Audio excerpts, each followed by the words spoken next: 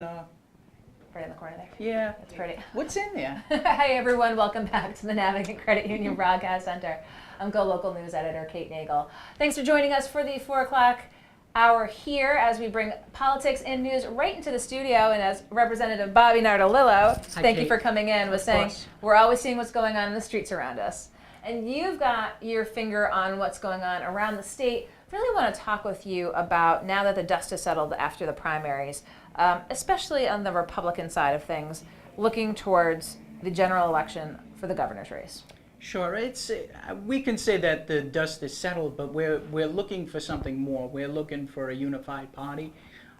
As you could see, that Matt Brown brutalized the governor during the campaign trail, but yet he is going to stand alongside of her and work as a party to campaign with her. And there's a high expectation that we would receive the same from Patricia Morgan, and we're waiting. We're waiting, and you know when you're campaigning, and I campaigned for over a year. You are emotionally attached to running, and it is heartbreaking if you don't win or you decide that you might have to step aside because of momentum. But this is something you've already made that decision in preparation coming to that time frame. So I would have expected something a lot sooner, because between the primary and the general election, as you know, is a very, very short time It is the shortest in the country, as we are among that, well, not New York, and takes the cake on that.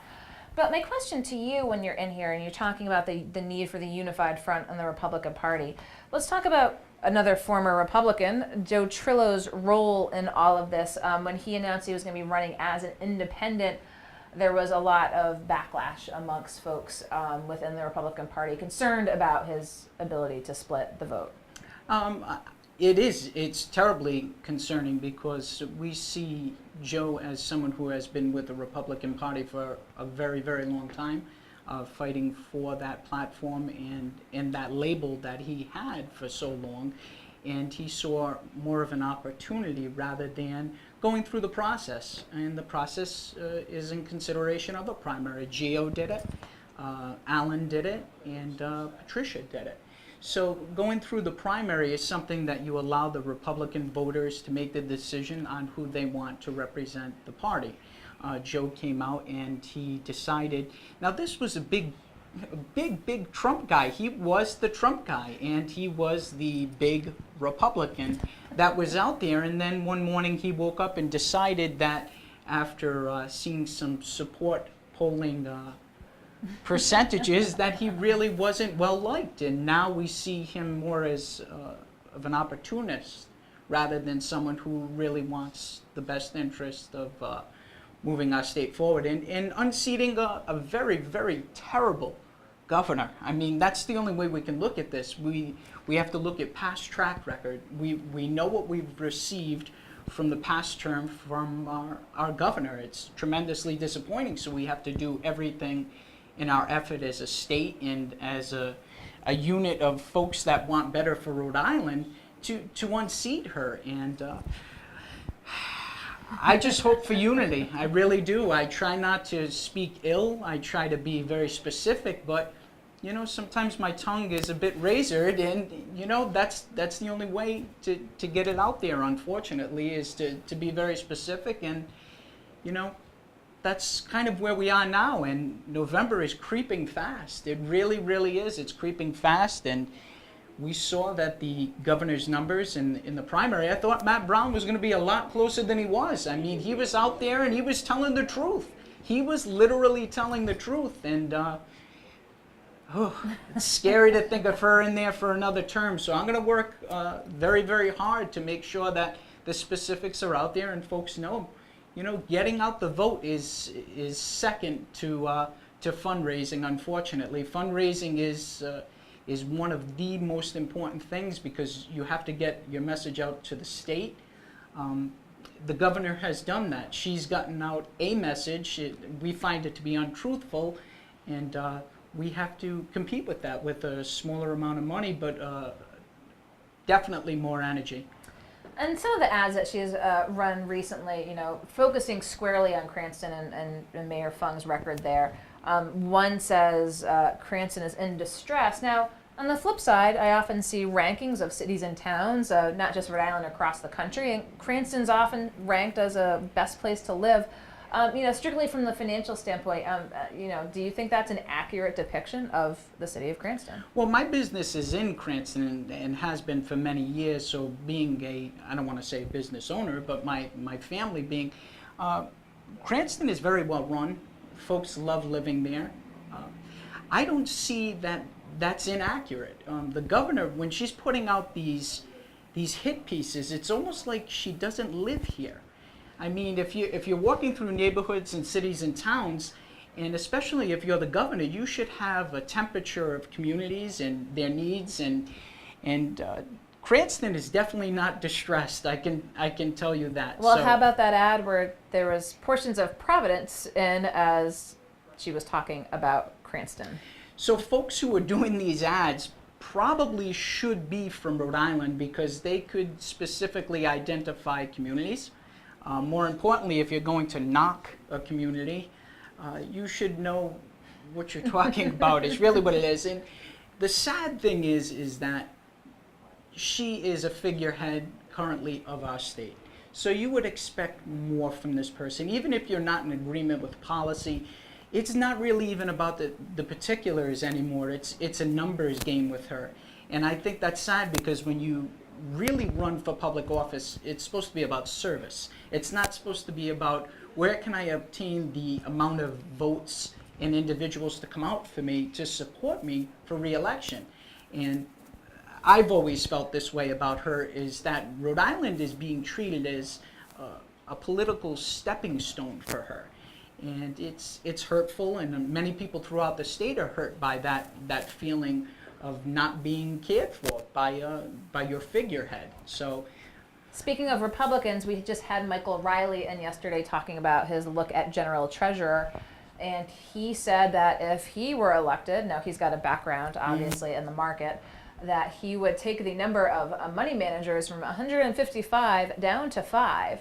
Now I asked him about, is this not the Wall Street industrial complex of, we write about it all the time, the number of Wall Street donations to campaigns here in the state, and for what purpose? Do you think that message has the potential to resonate with voters from Michael Riley? So Mike Riley is tremendously qualified.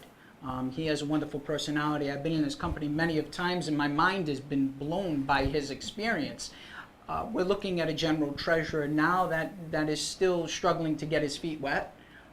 The past treasurer, our current governor, put a hurting on several different individuals throughout the state by her investment decisions, left on Seth. And now when you step back and you see Mike Riley stand there and say, this is my experience. I think he's I think he's overqualified. So I think for him to come in here and to be able to shake things up and get things on the path is something that's obtainable. I think that he would make a wonderful treasurer. So going back to the party unity talk that we've been discussing, GoLocal's been in the field with John Delavolpe up at Harvard before the primary, will likely be back in after. But some of the numbers that we had, let's say, putting Fung and Raimondo both around 40. When we had Trillo in, he came in at 16, and he actually, put the press release out. I think he thought that was probably higher than he had even anticipated earlier.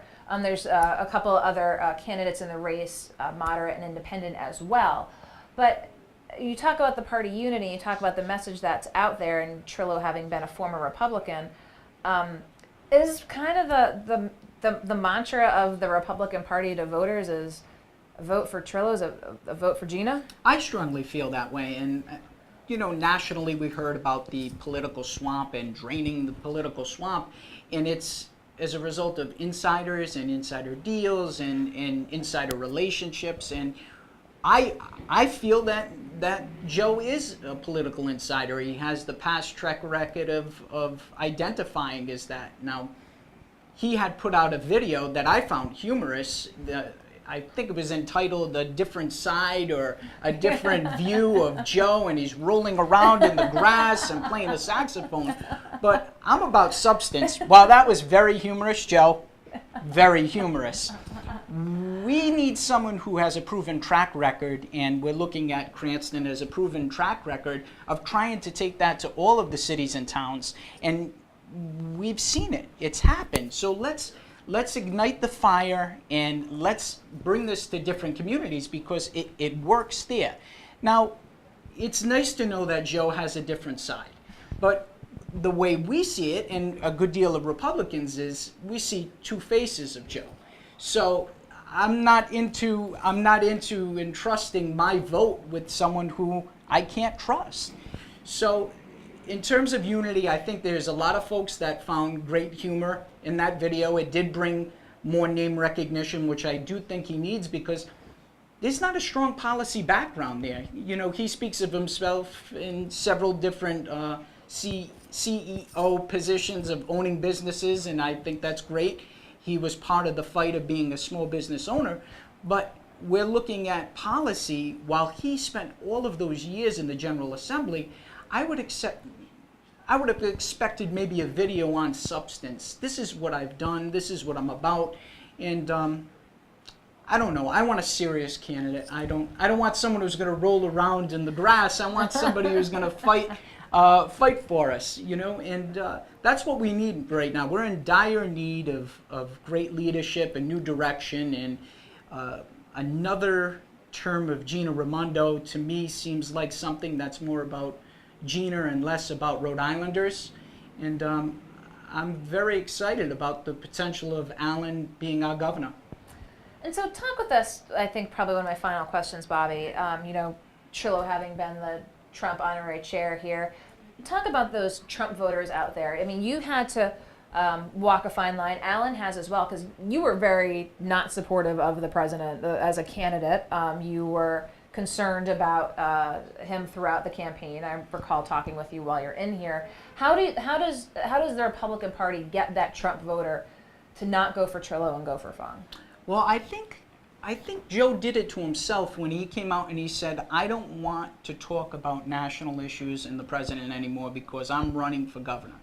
I think stepping away from an identity that he created.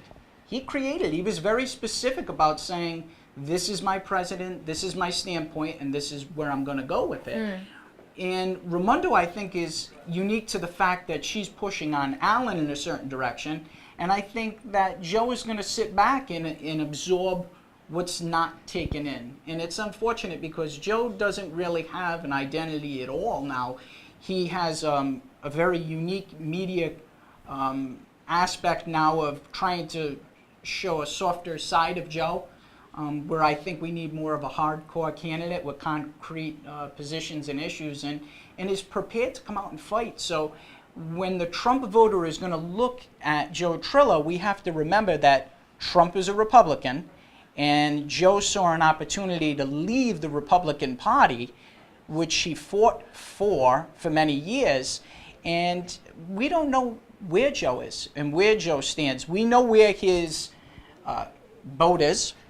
We know where his campers are. We know a lot about his face being placed throughout the state to generate some name recognition, but that's not what we need right now. And it's a scary thought to see that if it was a head-to-head race, as you said, between Gina and Alan, you know, we see Alan winning. And I feel as if that Joe is in this race not to win, but to spoil, because we know Joe can't win.